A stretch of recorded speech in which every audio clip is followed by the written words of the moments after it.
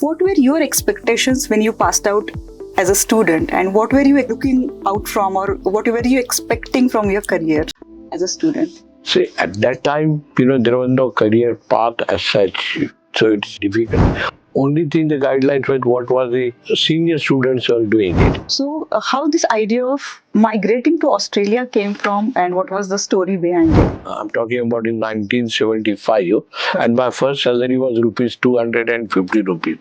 But it was very nice, I said, because it was my money, it was a hard-earned money.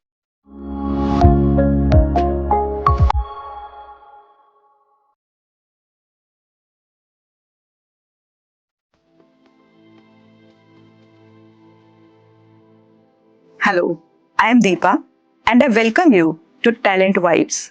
Let's talk it out, an OCBS initiative. As promised, we have come up with a little revised version of Talent Vibes, and you will definitely see some changes either in the format or in the frequency, and we would like to hear it from you if you are liking these changes. So let's start with today's episode. Today, we are fortunate to have Dr. Vijay Joshi with us, who is a recipient of Order of Australia Medal. So welcome on the show. We would like to give a small gift, token of love and appreciation. Thank you. And there is one more special gift. This is from Citymali Garden Solutions Private Limited. Thank you. It is a Pune-based firm, and they're basically into garden maintenance, plant rentals, and AMCs as well. So if there is someone who is struggling to, have your plants maintained, definitely you can contact them. They give you services for your offices also and to your residents as well. So their contact details are updated in description box. Dr. Vijay Joshi is recipient of Order of Australia Medal, similar to Padma Bhushan in India, for his expertise of using waste product of steel industry, that is commonly called slag, towards building highways and airports. His expertise in the field helped internationally in saving natural resources as well as achieved long-term performance of the infrastructure. His OAM, that is Order of Australia Medal, also recognizes his expertise towards building asphaltic and concrete roads or highways. He is operating worldwide as a consultant for the road building expertise, including Japan, USA, Canada, New Zealand, Australia, and India. Dr. Vijay is first Indian born to decorate OAM Order of Australia Medal in engineering innovations, followed by Sachin Tendulkar. Dr. Vijay was specifically invited by Australian Prime Minister to be part of the event when Sachin Tendulkar was also awarded an OAM by the Australian government. Dr. Vijay's expertise in structural design and road construction using various applications of those materials in granular, composite, and rigid pavements spans more than 30 years and has associated closely with federal, state, and local authorities as well as private sector construction and asset maintenance organizations. For more than a decade, Dr. Vijay has been sharing his knowledge with the Maharashtra, Karnataka, Odisha, and Jharkhand governments, the Federal Chamber of Commerce of India, and various steel manufacturers such as Tata, the Steel Authority of India,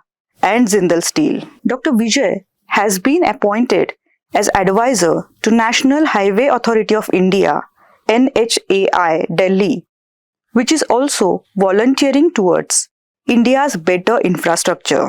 As a postdoctorate fellow, Dr. Vijay was advisor to Government of Japan for optimum utilization of waste and as such conserve natural materials during 1995-96. A Thane resident, civil engineering graduate from VJTI Mumbai, he migrated to Australia in 1991, completed his doctorate from University of Wollongong, Australia. He has worked as sales and technical manager with Australian Steel Mill Services, NSW, a subsidiary of Levi Company, USA.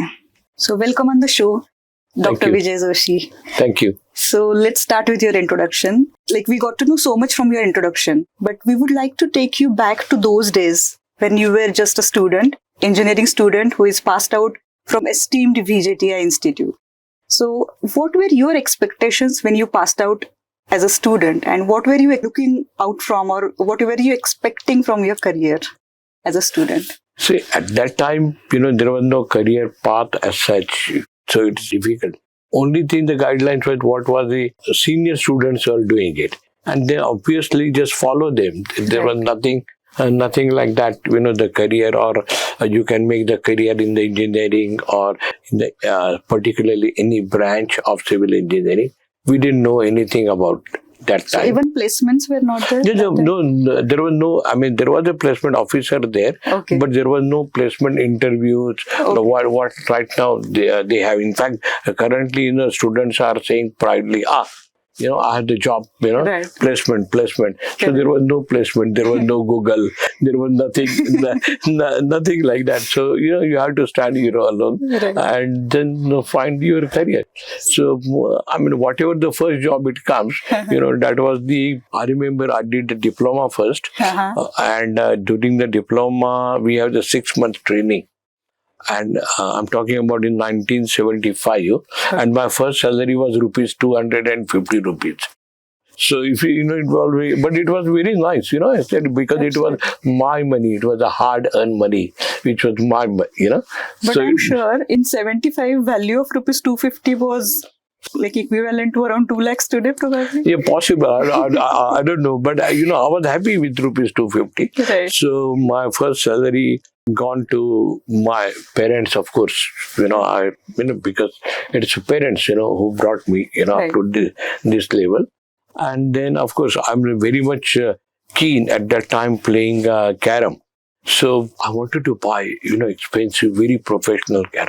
Okay. So my second month salary is gone to 100 rupees of buying carom, then traveling by first class, those sort of, in the train, of course, local train. Right. That was the Luxury. I said, I mean, that was the, like big things, yeah. Right.